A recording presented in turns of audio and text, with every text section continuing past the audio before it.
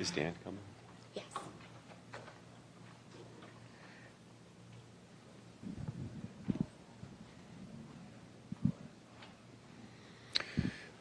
Well, good morning. Thank you so much for being here for this press conference.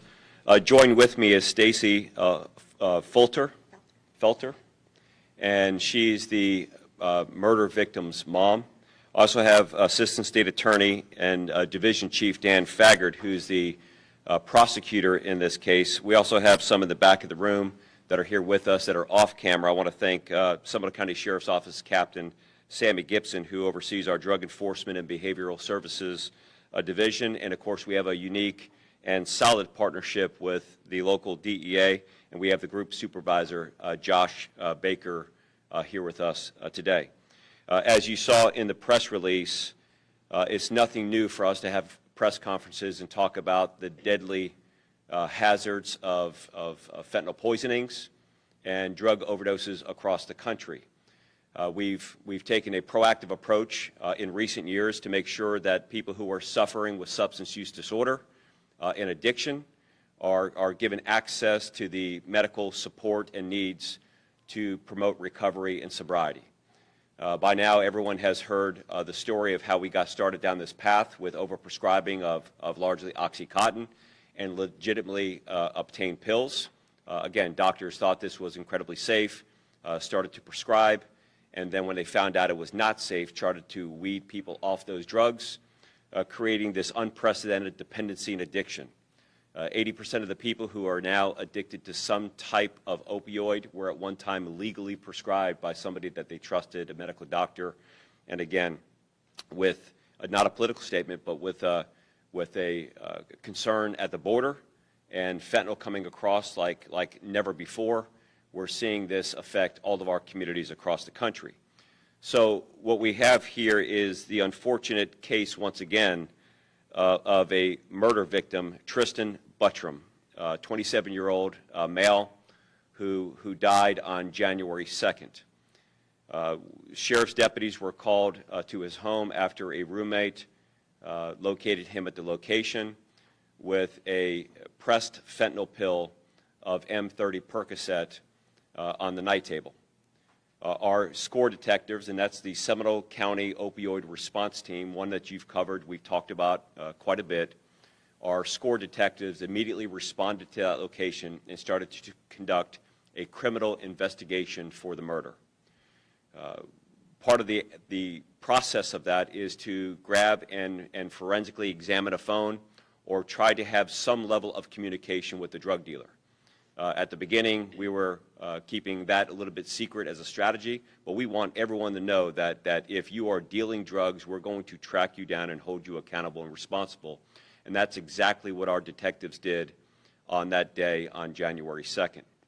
They were able to go through Tristan's phone and identify a person simply identified as Dude on the inside of the phone.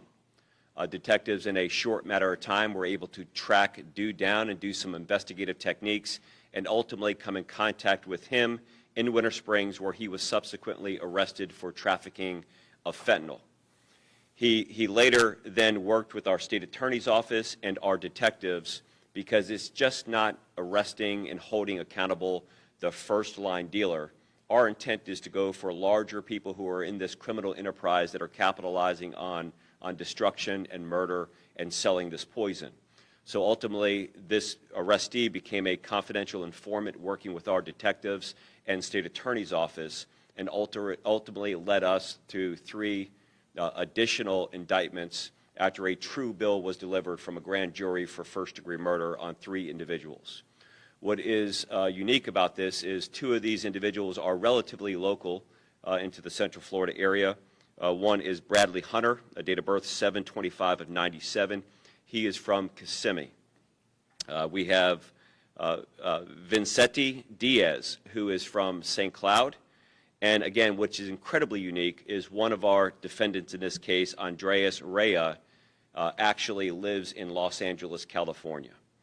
So again, we were able to track back that Hunter had worked with our confidential informant and at one time delivered more than 40,000 pills to the Central Florida area that were fentanyl pressed pills. Hunter and our confidential informant in December went over to Los Angeles where they met with Rhea. They had a conversation about drug dealing. We believe Rhea to be 2 levels removed from the Mexican drug cartel, 3 levels up from this drug dealing that's going on here locally. And they made arrangement to have 40,000 pills shipped to Central Florida. Out of the 40,000 pills, 500 of those pills were received by our confidential informant. One of those pills is responsible for the murder of Tristan. Again, working with us, we found out that Vincetti Diaz has a history in the past of drug dealing and drug charges. Actually, when he was arrested, he was already in custody in Osceola County. There were 5,000 pills that were located at his residence. As far as Diaz, we know of no criminal involvement and criminal history involving him. Reyes in Los Angeles, who is now in custody in the Los Angeles County Jail, waiting extradition back to Seminole County to face murder charges, has some charges of cruelty to animals and some drug-related charges in the past. So again, this is another example of a tragic murder that has occurred. I intentionally use the word murder because I think that there's some confusion out there with terminology. I think that the majority of jurisdictions across this country, quite frankly, are still calling these accidental overdoses. And granted, you can overdose on a substance that is legal or illegal, but what we're dealing with here is different because people are taking a substance that has been unknowingly poisoned to the level of lethal doses, and that's exactly what this is, a murder case. And you can see how quickly we can come back with 3 first-degree murder indictments on people who are responsible for this particular murder and this particular death. Tristan's story is a story that we've heard time and time again. Tristan was legally prescribed pain pills by a doctor for a legitimate medical condition several years ago. Had built up this dependency at no fault of his own. This is biologically what happens when somebody is prescribed the drugs. They can no longer get the drugs. Nothing replaces that. This is a narrative that we've heard time and time and time again. We've talked about it statistically, but now we're talking once again with photographs of this innocent young man that has been a victim to this epidemic. We've made some progress here in Seminole County, right? You've covered those things that we're doing, this unique partnership with Advent Health. Advent Health has opened the Hope and Healing Center, and it's incredibly important that everyone knows that if you are struggling, you know somebody struggling, nobody is turned away from our Advent Health partnership and facility. Uninsured, underinsured, it is incredibly important that if you know somebody that's struggling with this, allow our team and the Advent Health team to help navigate you and your family towards a path of sobriety. In Seminole County alone, we have 518 fatal poisonings or overdoses year to date. We have 87 unfortunate fatalities of poisoning or overdoses year to date, and that represents a 21% decrease in poisonings and overdoses and a 22% decrease in deaths. So you can see how alarming these numbers are. These numbers are actually better than jurisdictions that you'll find across the state and the country. We've had 118 deployments of the life-saving drug naloxone. Again, we talk about the properties of naloxone a lot. This quite literally saves lives. You can get it in the form of Narcan. There's other Cloxato is an 8 milligram form. It's a stronger form. Every single person that knows somebody or runs a business should get this. You can now get this over the counter, walk into a pharmacy, get it. Simply squirt it in somebody's nose when they go out unconscious and not breathing, and it gives them 90 minutes of life. If we can get them hospitalized within 90 minutes, we can save their life and pull them down a path towards sobriety. Again, we're seeing an increase in citizens actually deploying this. In Seminole County alone, a 39% increase in citizens deploying naloxone.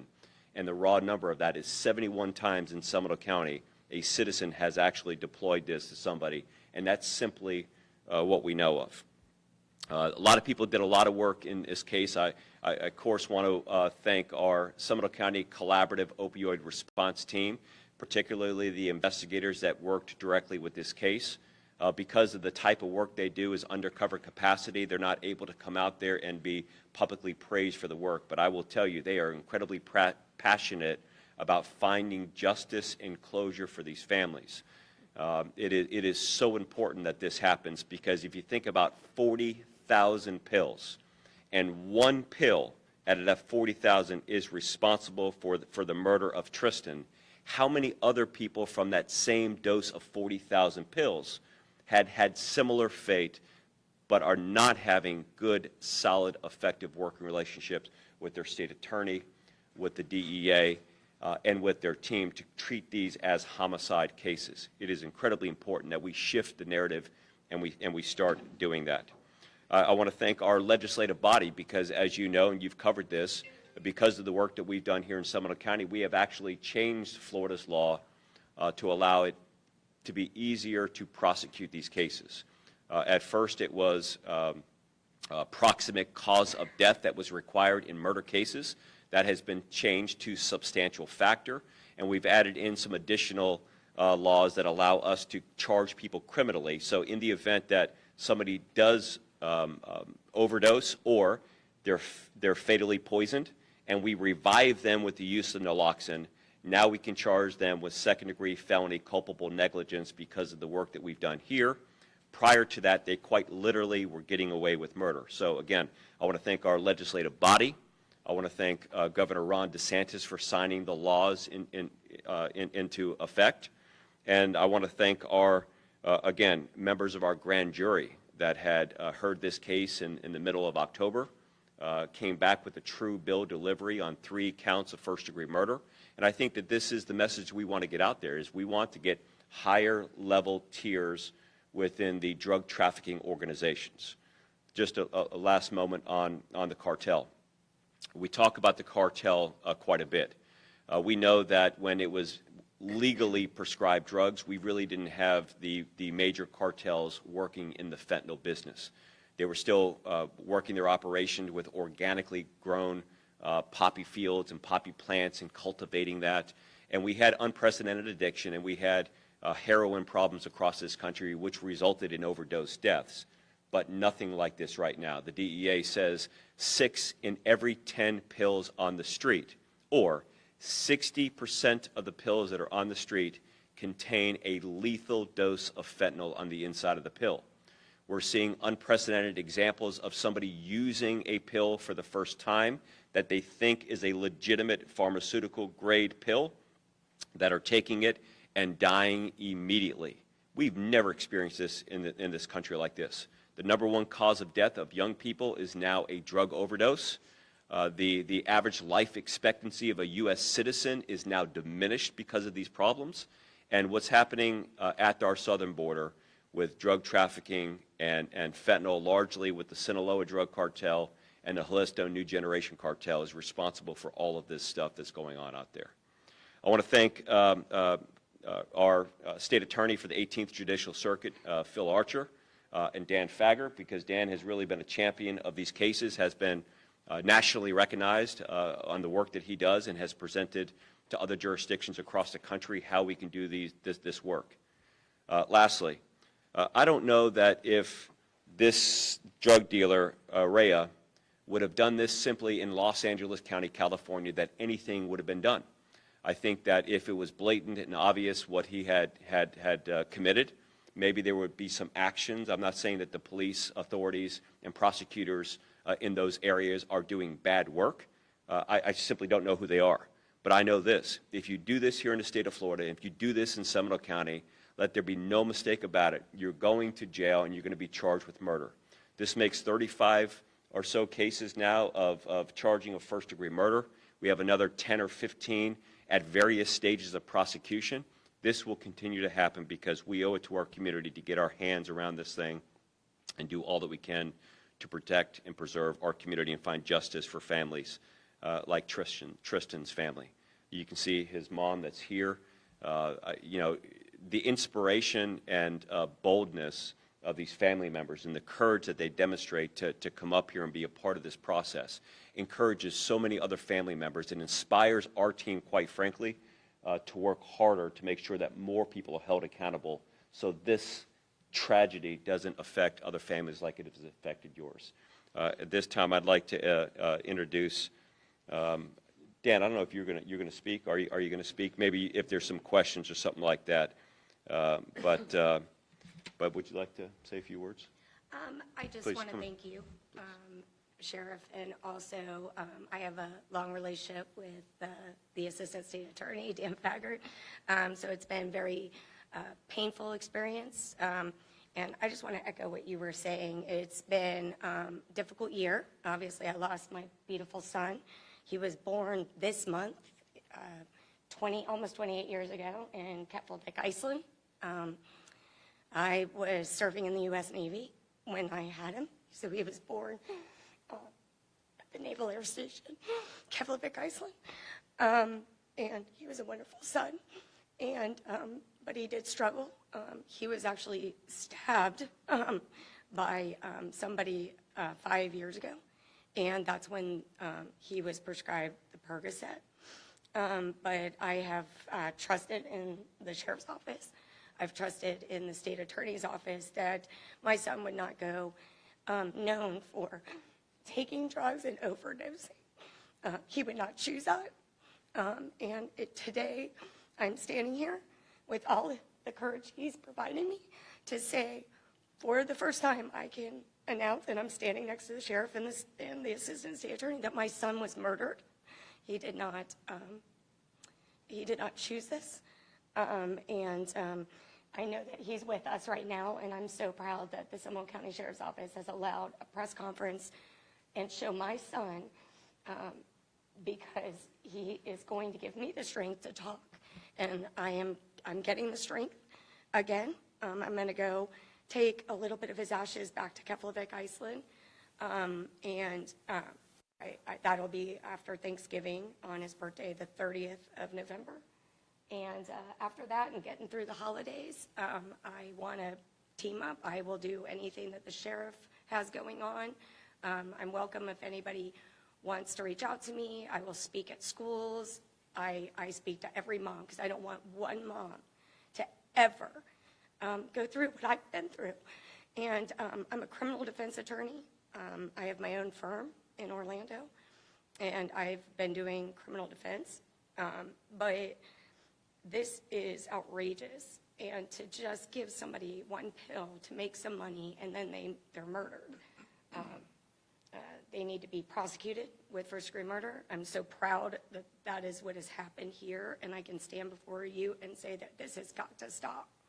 And we cannot lose one more son or daughter or adult. And families have suffered. My family has gone through it. My son, my 21-year-old, looks just like him and sounds like him. And he misses his brother. My parents miss him, his entire family. And I'm just honored to be here. It's surreal. But I just wanted to thank you again, Sheriff, and of course the State Attorney's Office for making this happen. It has brought some closure for people that ask me, and my son did not intentionally overdose. He did not take a bunch of pills. He did not kill himself. He was poisoned and killed by these 3 people over there.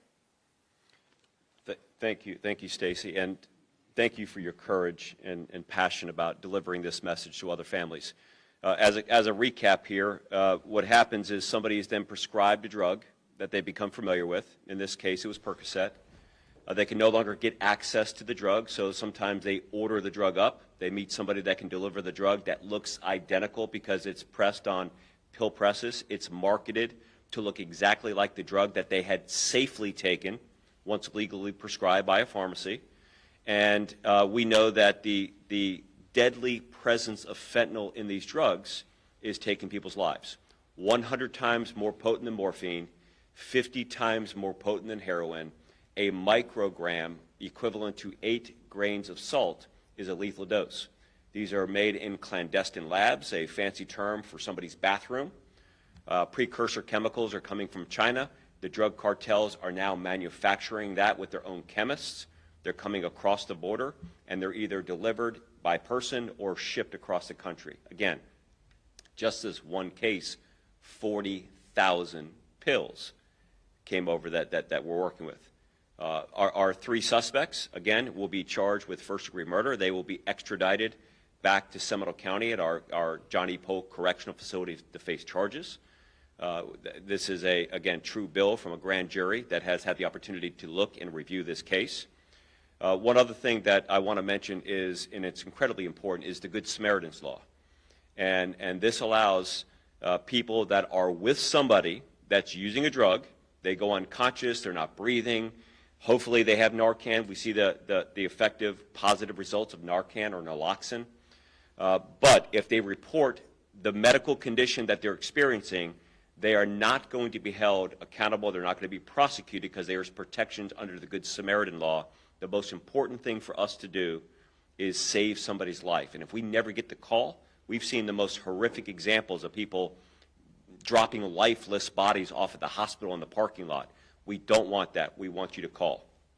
This isn't just a tough-on-crime, first-degree murder message. It's a tough-on-crime, first-degree murder message, while at the same time we're giving you unprecedented access to treatment, recovery, regardless of your ability to pay for that. Call upon us. We will put you, based on the generosity of Advent Health, in the place with the people that can do remarkable work for you.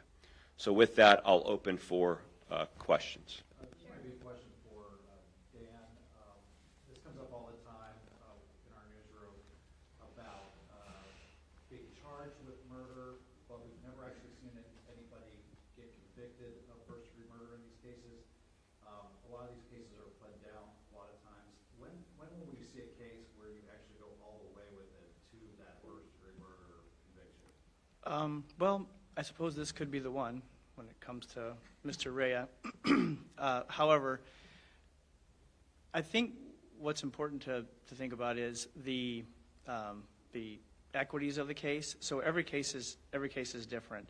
You know, it's very different if you take an individual who is an addict herself, who technically has committed the crime and can get charged with it, and sometimes does, but then really doesn't deserve a mandatory life, which is the only possible penalty for a case like this. And so I guess that's kind of the way we look at it, and that's been Mr. Archer's overall decision and plan, which is to, we don't want to abuse our prosecutorial discretion. Just because we can put someone in prison for the rest of their life doesn't mean they need to go for the rest of their life.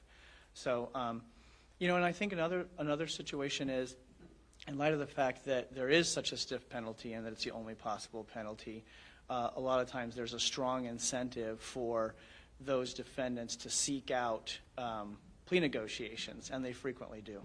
And that happens more and more often.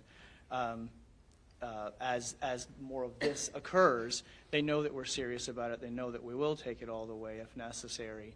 And so they say, please give me an offer. Is that helpful? Yeah, I think, is there a case, maybe this one, where you'll say no deal at this point? I think this is early on, so I'd hesitate to say that, here at this point. I do believe that this may be one of the more exacerbated cases that we've charged in, just because of the level of drug dealing and the number of pills that were coming in continuously. I mean, it wasn't just the one time that we know of. It was multiple occasions where tens of thousands, and in some situations hundreds of thousands of pills were coming from Los Angeles through these individuals into Seminole County. So whether this will be the one, we'll have to see. Sheriff, question for you? Yes. Hi, so this weekend is EDC Orlando, and just like Tristan, this mother, her son ripped away from her way too young. And there's going to be young people at this concert this weekend. We know it's not happening in Seminole County, but I mean, people come from all over the country, all over the state, even the world, to a concert like this where we know there's drug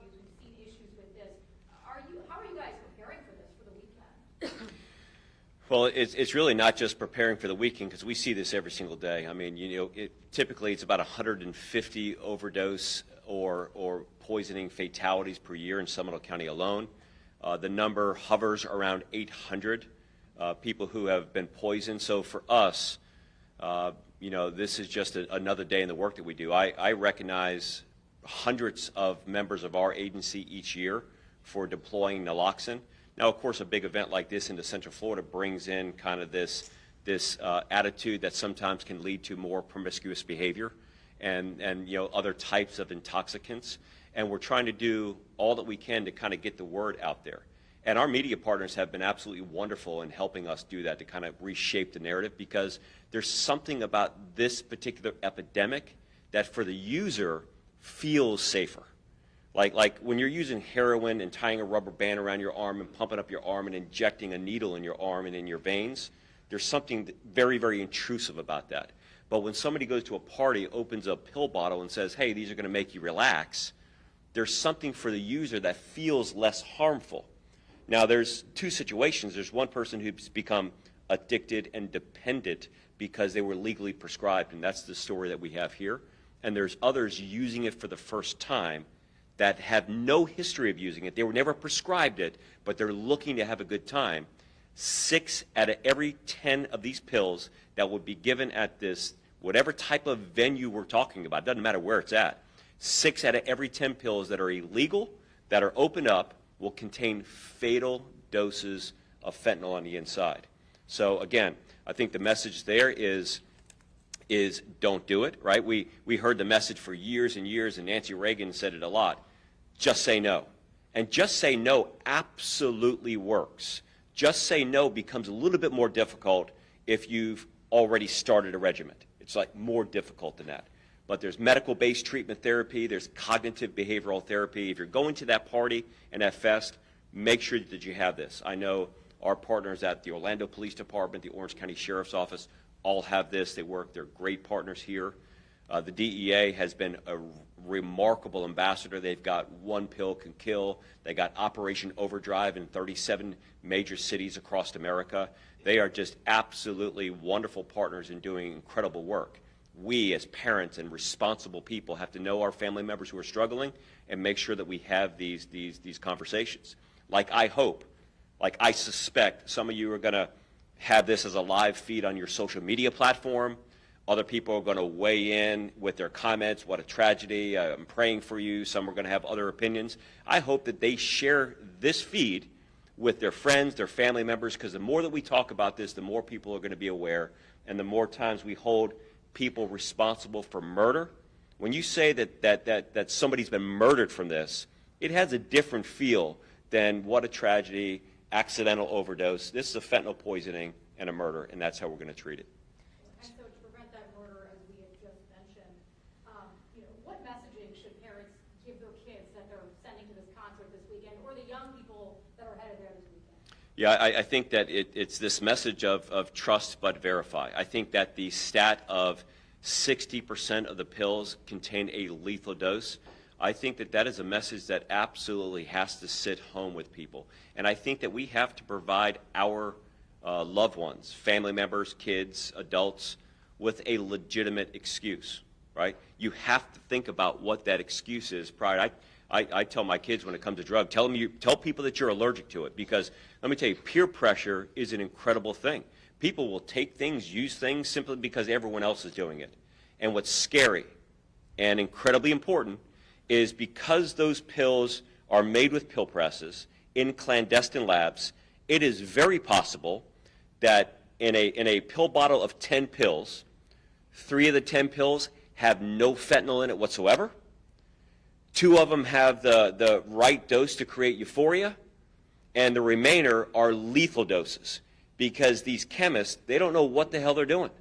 They're mixing it up. They're just putting it together. It's no science behind it. They're just mixing it up. And to see somebody, if Dan takes a pill and he does fine with it, I may watch him and say, he did fine. I may take the same pill out of the same casing, and that's it for me. And it happens like that. There is no, you know what, I'm feeling a little bit bad, I think I need to call somebody or see somebody. This is why there's a false narrative out there in a couple of things. One is Narcan is going to help the person who is suffering addiction and using themselves. There's not one case in this country that I'm aware of where somebody was actually overdosing because they took too much drug, a fentanyl overdose, and they self-deployed Narcan and saved their own life. Unless you're tying this around your neck with a sign that says, in case I go unconscious, use this, it's the people who are not using that need to have access to this so we can revive somebody that's there. But this weekend is going to be incredibly important. It's going to be a lot of people who are looking to have a lot of fun.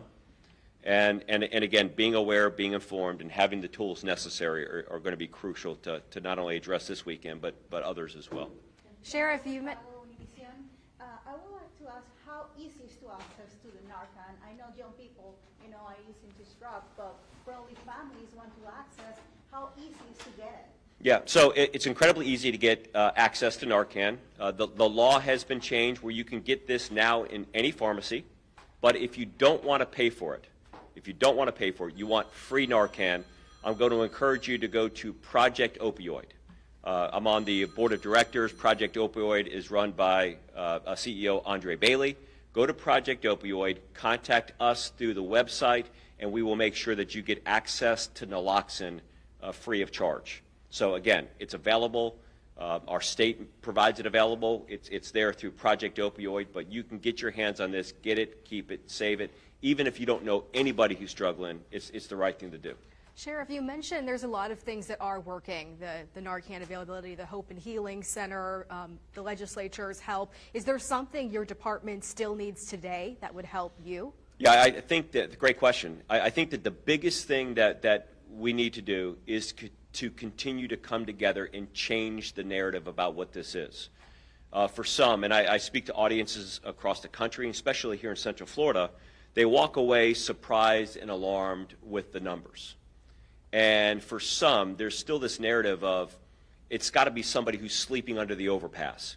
It's got to be somebody who has gone down a path of progressively using harder substances and then ultimately has resulted in this. Or there's clear signs. Let me tell you, most of the people that we're reviving and the tragic fatalities we're seeing are people who are going to work, going to school, they're around other family members and loved ones, and they're taking and they're going. What we can do is change the narrative.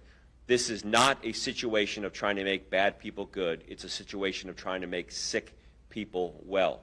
And if we treat this with kindness and compassion for at least the people who are dependent and addicted to the substances, it changes what we're able to do. I think that more organizations and agencies should be familiar with what the numbers are in their local area. I think that we need to do all that we can to expand the partnership like we have with Advent Health, and media plays a big part in kind of getting that narrative out there. And this is 40,000 pills from just one case. This is just one delivery. I mean, there's hundreds of thousands of pills that Dan and our prosecutor and our investigators know about, but this is just like Hunter and our confidential informant made one trip to Los Angeles, talked to to Rhea, who is, again, we believe 2 levels removed directly from the cartel, a big player in the country, and especially in Los Angeles. And based on that one conversation, it results in one delivery of 40,000 pills. When that 40,000 was gone, it's very likely 40 was going to become 60, 60 was going to become 100. This is how they work. They'll say, we're going to give you 40,000 pills. And you got to remember, these mid-level drug folks are making probably an 800 or 900% profit. So when the drug dealer goes, they'll purchase those 40,000 probably for $2 or $3 a pill, and they're going to sell them on the streets for about $10 a pill. So you're looking at 800 or 900% profit, and a great business for this relatively small operation here locally. Good question for Tristan's mom. A lot of times I've talked to parents who've lost children, and they know that their kids have been struggling in many cases. You knew that as well, is that right? What kind of advice do you have for parents who are seeing the same signs that you saw? What advice do you give them to sort of try to prevent something like this? Because I'm sure you've looked back in hindsight and said, what could I have done differently, or what you know now that you could have done Oh, absolutely. And looking back, my son was pretty honest about his dependency. Obviously, I knew that. I had taken care of him after his surgery, life-saving by ORMC. He arrived dead to the hospital. They revived him. Vascular team saved his life. I was told that he was going to be brain dead, or he was never going to be the same. Fortunately, because he was so strong, he came out, they took the tubes out, and he was the same Tristan, but he was an athlete, and regular kid, got in regular trouble. He was feisty. He gave me I have every gray hair on my head due to Tristan, one from my youngest son.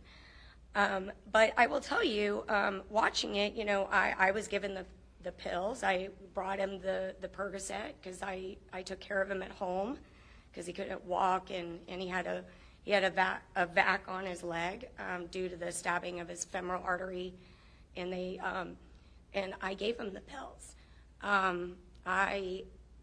To answer your question, I believed my son was more like me. I could quit anything at any time.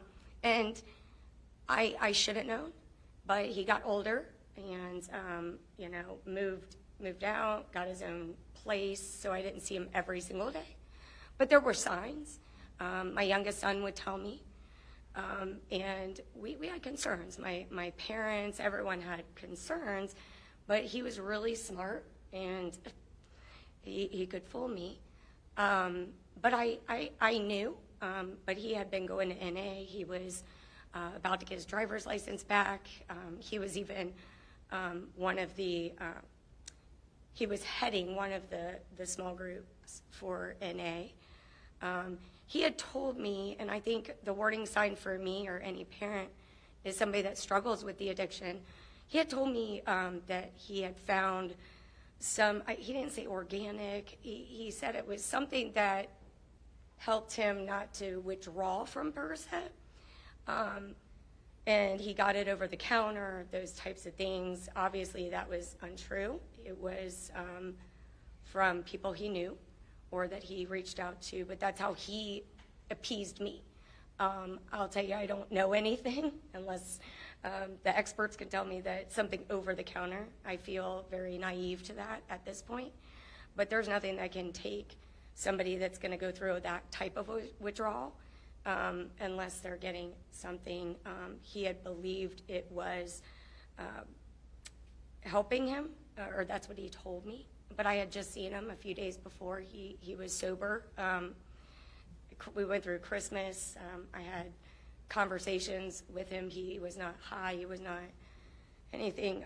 So to prevent it, I'm out there. I tell every mom, every dad, tell your kids, you can't even take somebody's ibuprofen. Don't take marijuana.